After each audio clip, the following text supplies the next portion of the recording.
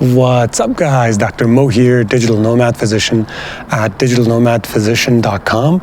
This is Bend, Oregon. This is not Bend, Oregon. This is a house in Bend, Oregon. Don't say I'm not a digital nomad because I'm going to be here for 2 months and then on and off here, back and forth for a few more months, while I'm still trying to build my clinic in Long Beach, California, but weather is beautiful. So far, it's been great being here. So today's YouTube video is about all the ways in which your own private practice, specifically your own cash-based medical practice, is different from working for somebody else, being an employee at Kaiser, Providence, United Health, whatever. So number one, the most important to me is that you get to pick your own patients. You get to choose who you want to work with. Somebody comes in, you have a conversation with them, and you decide if you want to take them into your practice. If you don't like them after a couple of visits, you can legally discharge the patient from your medical practice. There is no law that says you cannot. So you get to choose who you want to work with. Specifically, you can market to who you want. When you market your practice, you have to intentionally choose who you are marketing to, and that allows you the opportunity to pick and choose your patients. The second one I have on my list is that you get to pick your hours. Now, true, when you have a medical practice, essentially you're gonna want to be available for people to come in. So in the beginning, you do have to be there more times than necessary until your practice picks up some pace. But after that, you can definitely demonstrate the value you're offering to people, raise your prices enough to see fewer patients, to kind of contract the hours that you're going to be in the clinic or doing virtual visits. The next one I have is setting your own pace. Setting your own pace, meaning if you want to do 10-minute appointments, great, you can do that. You can do a bunch of virtual visits back to back, boom, boom, boom, give you a bunch of hair loss medication, obviously.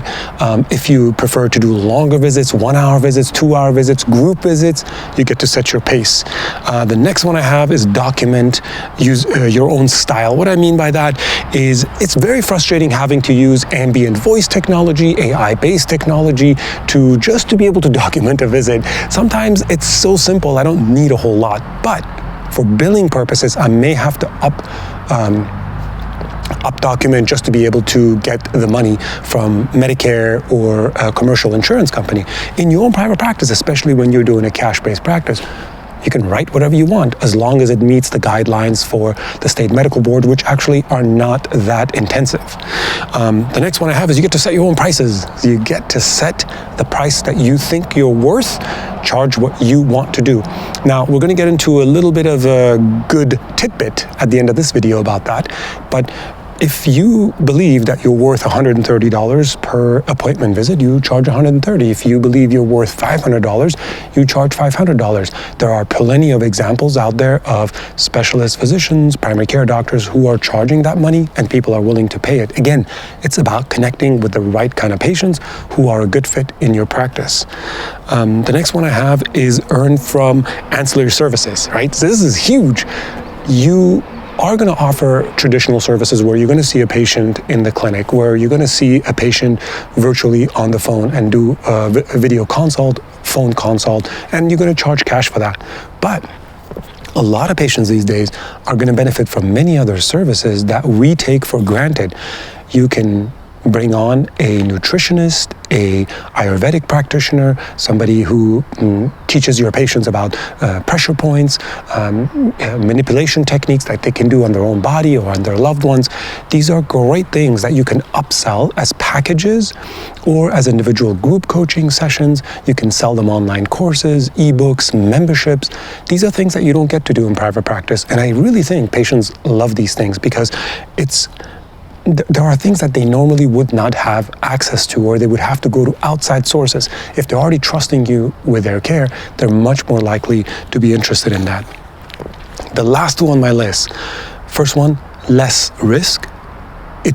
You could look up any attorney blog when it comes to medical malpractice risk. When you have your own private practice, the risk of malpractice is lower. Chances are, because it's a face and people are less likely to want to sue their own doctor, but it's also because you're spending more time with each patient, you probably care more, so the chance of getting sued is lower. And finally, the resale value. Let's not forget that you get to sell your practice in the end. When you're all done, you don't just walk away. One item that I kind of thought about on the list is that maybe a contention is that, well, the problem is, or the advantage of working for somebody else is I can get up and leave anytime I want. Once I have a medical practice, I'm kind of tied to it. First of all, you don't need a physical medical practice. You can have a virtual medical practice. You can have a virtual health coaching practice. It doesn't even have to be a medical practice.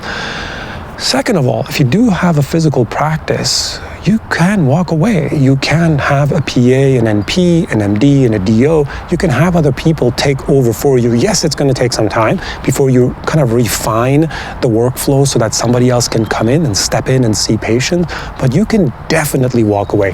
If you can't walk away, it might be because you haven't set up your practice in a way that allows for more patients to be seen.